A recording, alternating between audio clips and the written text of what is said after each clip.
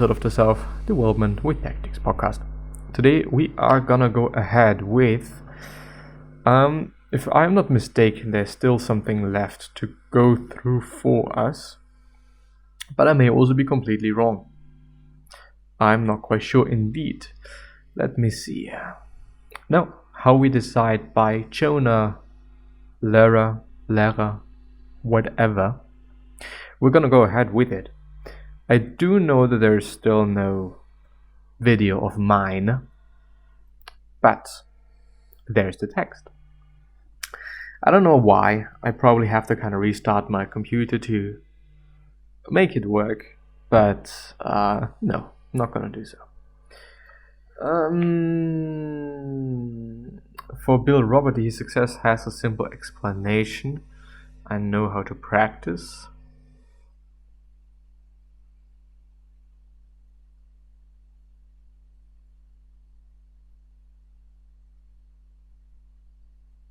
Unless you experience the unpleasant symptoms of being wrong, your brain will never revise its models. After Herb Stein or Steen, whatever, finishes shooting a soap opera episode, he immediately goes home and reviews the rough cut. I watch the whole thing and I just take notes. I'm looking really hard for my mistakes. I pretty much always want to find 30 mistakes, 30 things that I could have done better. If I can't find 30, then I am not looking hard enough. But emotions aren't perfect. They are a crucial cognitive tool, but even the most useful tools can't solve every problem. In fact, there are certain conditions that consistently short-circuit the emotional brain, causing people to make bad decisions. The best decision makers know which situations require less intuitive responses. This is a very good point, and this is also a point that I made without lying now. I guess indeed also the last time, I probably said something along the lines of, okay, yes, but what about cognitive distortions? What about these? I guess, how many are there of them? May actually be more than 10 cognitive distortions, one being, for example, black and white thinking. Either something is really good or it is really bad. And when this is the case, when your head is working in this way, well, how could you or should you believe in your emotions? I may also be wrong in the assumption that emotions and the brain are kind of the same, quote unquote, meaning, well, how should I say? Just because I'm thinking in a disrupted and distorted way does not necessarily mean, I guess, that also your emotions are distorted, since it is something unconscious, but may also be completely the opposite and completely kind of the same circuit, same thing. I don't know. Scientists found there was absolutely no evidence of the hot hand. A player's chance of making a shot was not affected by whether or not his previous shots had gone in. Each field goal attempt was its own independent event. I heavily doubt that, to really be honest. But yeah, anyway, the stock market is a classic example of a random system. The past movement of any particular stock cannot be used to predict its future movement. And guess what? People are still trying to do so. But in the real end, it is random. It completely is random. Period. There is no pattern.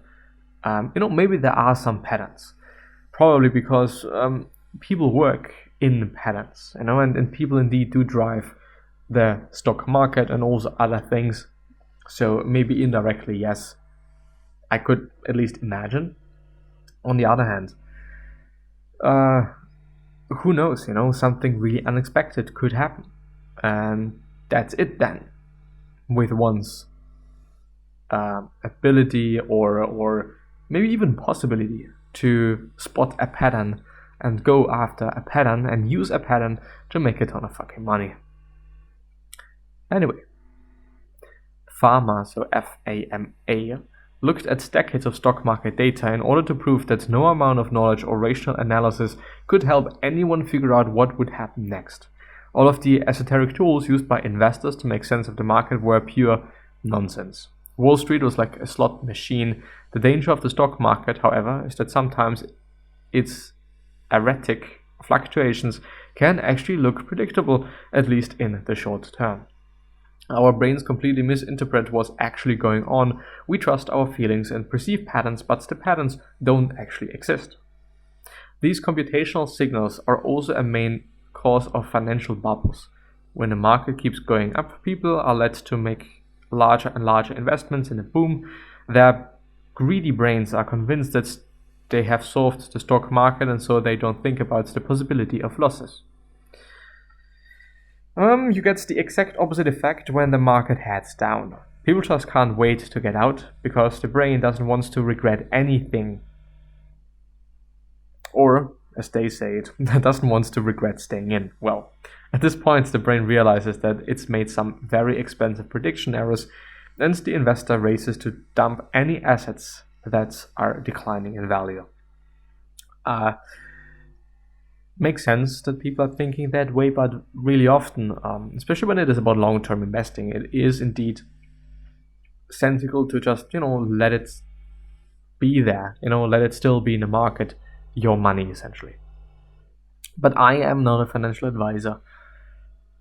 Anyway, it is silly to try to beat the market with your brain. Since the market is a random walk with an upward slope, the best solution is to pick a low-cost index fund and wait patiently. Don't fixate on what might have been or obsess over someone else's profits. The investor who does nothing to his stock profile, who doesn't buy or sell a single stock, outperforms the average quote-unquote active investor by nearly 10%. Wall Street has always searched for the secret algorithm of financial success, but the secret is there is no secret. And yes, indeed, low-cost index funds do really work quite well, and I have read it over and over and over again that this, let's put it, may be the best way to build long-term wealth. May. I do want to underline and emphasize may. Over the long term, stock portfolios always generated higher returns than bonds portfolios. In fact, stocks typically earned more than 7 times as much as bonds. McCurdy and Chauvin, so Shoven, concluded that people who invest in bonds must be confused about the relative safety of different investments over long horizons. The key to solving the premium equity puzzle was loss aversion. Investors buy bonds because they hate losing money, and bonds are a safe bet. Instead of making financial decisions that reflect all the relevant statistical information, they depend on their emotional instincts and seek the certain safety of bonds. Loss aversion also explains one of the most common investing mistakes. Investors evaluating the stock portfolios are most likely to sell stocks that have increased in value. Unfortunately, this means that they end up holding on to their depreciating stocks. Over the long term, this strategy is exceedingly foolish. Even professional money managers are vulnerable to this bias and tend to hold losing stocks twice as long as winning stocks. Why does an investor do this? Because he is afraid to take a loss. It feels bad. And selling shares that have decreased in value makes the loss tangible. We try to postpone the pain for as long as possible. The result is more losses.